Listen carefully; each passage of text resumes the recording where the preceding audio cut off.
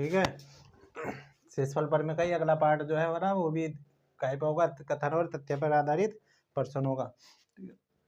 तो एक सवाल आएगा इस तरह से है, किसी संख्या को 15 से भाग देने पर शेषफल 13 बचता है। ठीक है, तो उसी संख्या को 5 से भाग देने पर शेषफल क्या बचेगा ये निकालना। ठीक है, अब इसका मेथड क्या है या ठीक,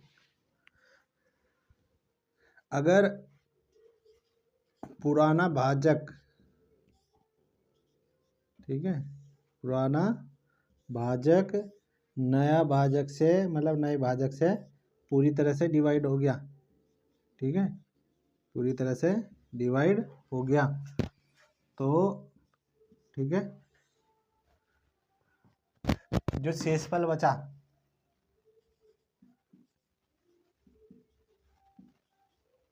शेषफल बराबर हो जाएगा हमारा शेषफल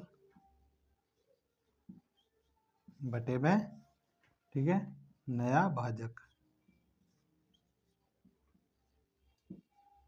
ये मेथड हो इसका। ठीक है, निकालना क्या हमें, नया शेषफल। ठीक, अगर पुराना भाजक नए भाजक से पूरी तरह से डिवाइड हो गया तो क्या होगा, नया शेषफल निकल जाएगा। अगर नहीं डिवाइड होता है तो नहीं निकलेगा। ठीक है, तो पुराना भाजक क्या हमारा 15, ठीक, नया भाजक क्या 5, 15 जो 5 से पूरी तरह से डिवाइड हो गया तो तब, ठीक है, नया शेषफल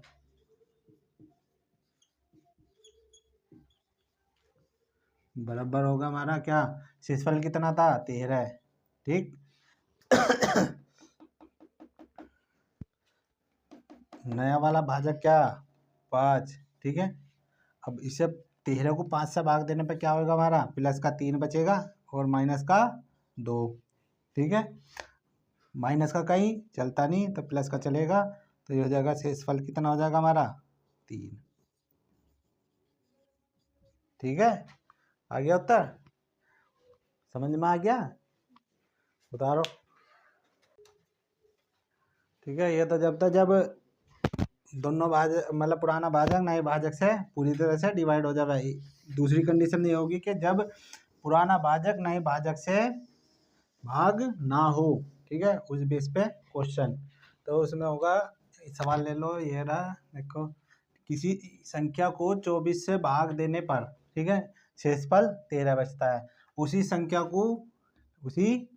को 5 से भाग देने पर शेषफल क्या बचेगा। ठीक है, अब आ जाएगी कंडीशन क्या, जब पहला भाजक मतलब पुराना भाजक नए भाजक से पूरी तरह से डिवाइड ना हो।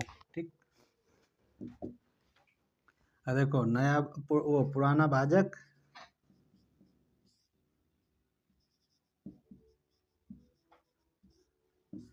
बेटे में नया भाजक, ठीक, पूरी तरह से डिवाइड नहीं है, नहीं होगा तब, ठीक है, नया शेषफल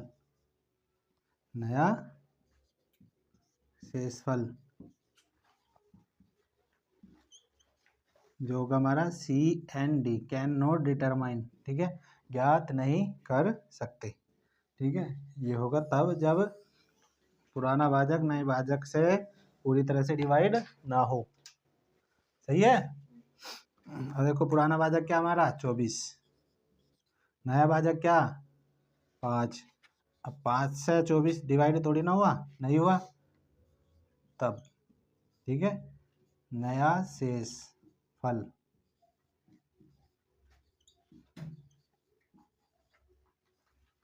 ठीक, CND कैन नॉट डिटरमाइन, ठीक है, ज्ञात नहीं किया जा सकता, या ज्ञात नहीं कर सकते।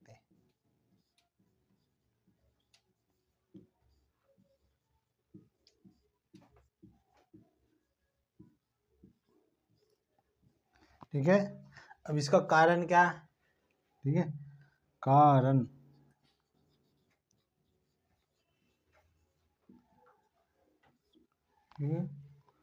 कारण यह होगा कि जो हमारा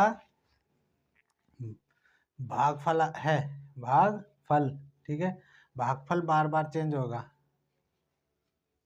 ठीक है ना। n का मान मतलब ये रहे कि, चलो इसे बाद में बताऊंगा मैं, इतना ही ताल लो। अब देखो इसका कारण क्यों ना होता है ऐसा, ठीक है। तो यूँ तो था आंसर इसका, अब इसका कारण बता रहा हूँ। देखो कह रहा किसी संख्या को 24 से भाग दिया हमने, ठीक है। कोई संख्या थी, संख्या तो हमें पता नहीं, ठीक है, पता थोड़ी ना, ठीक है। किसी संख्या को हमने 24 से भाग दिया, ठीक। अब 24 से भाग दिया, ठीक। भाग देने के बाद शेषफल जो बचा हमारा 13 बचा, ठीक है। तो यहाँ मैंने मान लिया कि n बार भागफल, मतलब भागफल जो आया n आया हमारा, मतलब 24 को n बार भाग देने पे जो शेषफल आया हमारा 13 आया, ठीक। 24 से भाग देने पे, ठीक है, कितनी बार, n बार। अब n का मान मैं यहाँ 1 रखूँ 2 रखूँ, ठीक है, तो चेंज होता जाएगा, जितनी बार चेंज करूँगा उतनी बार आंसर जो होगा हमारा वो डिसबैलेंस होगा, ठीक है। संख्या चेंज होती रहेगी बार बार, ठीक। क्योंकि देखो